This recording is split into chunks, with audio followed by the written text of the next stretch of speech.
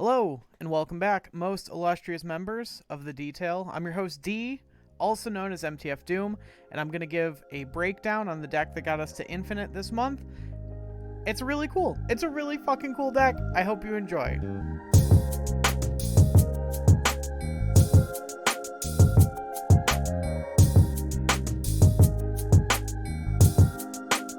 Just before we get into it, a big thank you to everyone who watches and supports.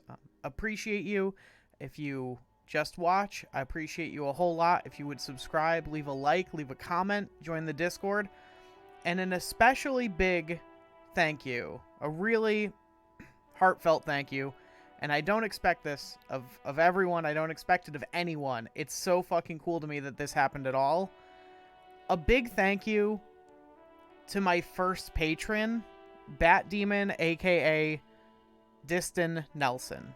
A huge thank you. I asked, that was the name they wanted to use in the thank you. A huge appreciation to that. I'm floored that anyone wants to give me money to do this, but I really appreciate it. That's really cool. So that's it. All right, so getting into it. Sappy shit over. Getting into it. This is the deck this month that got me to Infinite. Another set of big thank yous to the Discord. Vaguely to Clips. Grack was hanging out in Twitch stream and gave me some ideas. It's a Jean Grey deck, so we'll start with that. I felt kind of weird. I wasn't going to make a video about Jean Grey because I know something that a lot of you appreciate from my content is that I do not overhype new cards. I don't hyper focus on them. With the new cash system, I think it's fairly reasonable that anyone who wanted this card could have it right now. Like, if you were really interested in Jean Grey and you just, like, you know, banked all your cashes from when the system got announced till now, you very likely have Jean Grey. If not, I think the deck works without her. I think she's about the weakest she's about the weakest part of the deck in a lot of ways.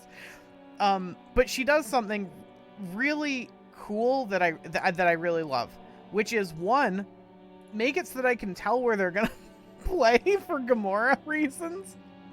And two, force them to fight your Angela. Because one of the ways that opponents can get out of losing to an Angela deck is just deciding that, like, I'm not going to play against that Angela. And here, going Angela on 2 into Jean Grey on 3, suddenly they have to fight your Angela, and you have Kitty Pryde and Nightcrawler, both of which are really good into that setup, that Angela Jean Grey setup. And then you also have Rocket Raccoon. So the point is, you can either bluff having lost the lane by filling it up, right? So turn 5, you kind of just fill the Jean Grey lane, you know, bluffing that you cannot add any extra power, right? So you don't put something like Kitty Pryde or Nightcrawler into it. You just sort of finish it with a Gamora. And your opponent now reads it as, okay, we both had to play all these cards here. Like, they played they played Angela, Jean Grey, Armor, Gamora.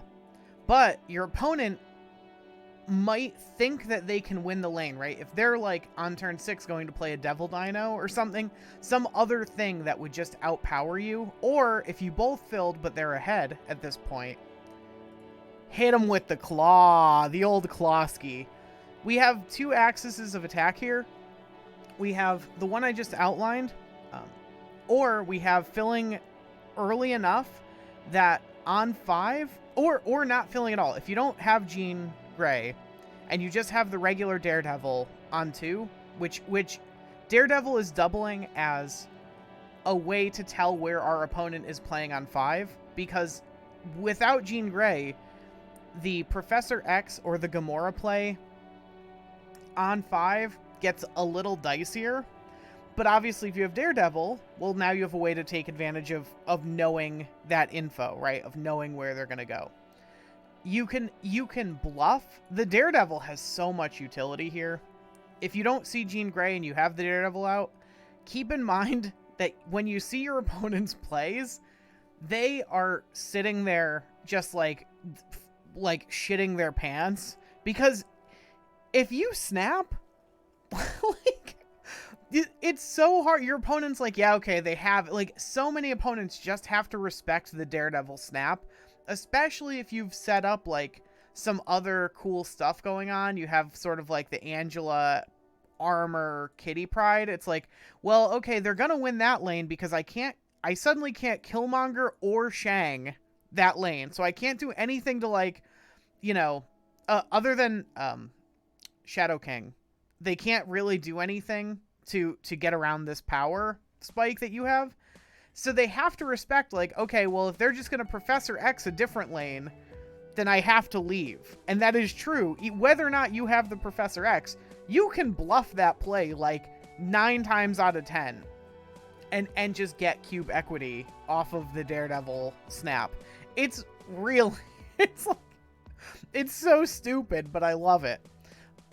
So ultimately what we are trying to do with, if we don't have Daredevil, is the Jean Grey, we keep going, Kitty Pryde, we can go like, okay, on 4 we go like Kitty Pryde and something somewhere else, Nebula somewhere else, or armor, usually armor, on the Kitty Pryde lane.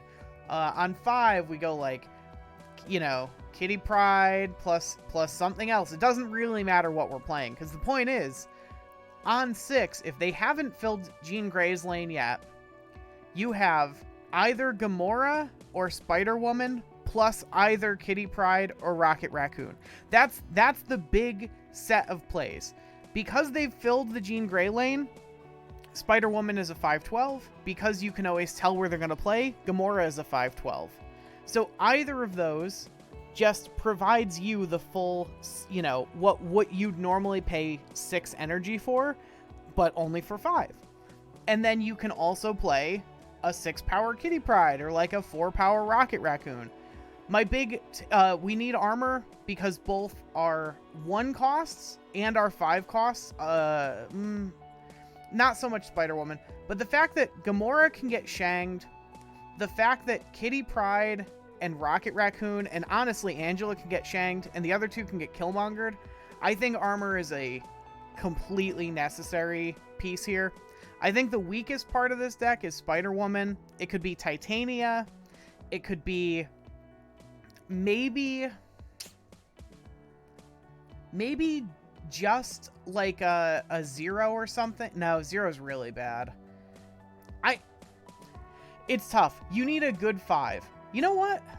You know what it could be? This is something. It could be Iron Man or Doc Ock. Let's say it could be those 2. Because, again, Doc Ock, like, they're probably going to fill, you know, in the same way that, like, in the same reason that Spider-Woman is good, because if they filled it, she counts as more power, Doc Ock can kind of do the same thing. On some level, it can be Vision, I suppose. I don't know that I recommend that. I think the best replacement really is, like, Titania. I'm pretty sure. And I also considered Wolfsbane and Cosmo, since while Gamora is a non-reveal, and so is Spider-Woman, ultimately being able to protect Klaw or Jean Grey herself, or just like working as another version of an armor, Cosmo is fine. All that being said, this is not the best deck you can be playing. It's just, Plum isn't. But it's a really fucking cool deck. It's so neat. You got the Klaw. Oh, and then, right, some of the time you're just trying to turbo fill Jean Grey's lane, especially if one of those cards is Nightcrawler, so that on 5, you can lock out a different lane that your opponent is very likely going to be unable to play to, because they have to play their first card into Jean Grey. So locking them out with Professor X even though they might be ahead, they better be ahead by more than 6 power, because we got the Klaw on 6. And again, being able to go Klaw plus Kitty Pryde or Rocket Raccoon on 6 is usually just game breaking. Like, your opponent just cannot keep up. They don't ever expect it. The game that got me to Infinite, I won on the back of a Klaw because my opponent thought that they had the Jean Grey lane just once, strictly just one, and they didn't. The Klaw got them. You hit them with the Klaw, and then they get clawed. So that's it. Thank you so much. Oh, I'm going to switch to my outro. And I give this deck 3.5 masks out of 5. Thank you so much for watching. Thank you everyone who supports continually and brand new. You're up there. The people who do support, I mean, you all support. I don't know. I don't want to rank you by my favorites, but the people who have supported in other ways besides just watching, which I do appreciate, are as follows. The Tiny Ruby, A Frog in a Tent, Clips, Crayon Eater, Cole D, Polyhaze, Sartorius, Demisi, KD, and Diston Nelson. Thank you so much for watching. I hope you have a great day, and I will see you all at the next video.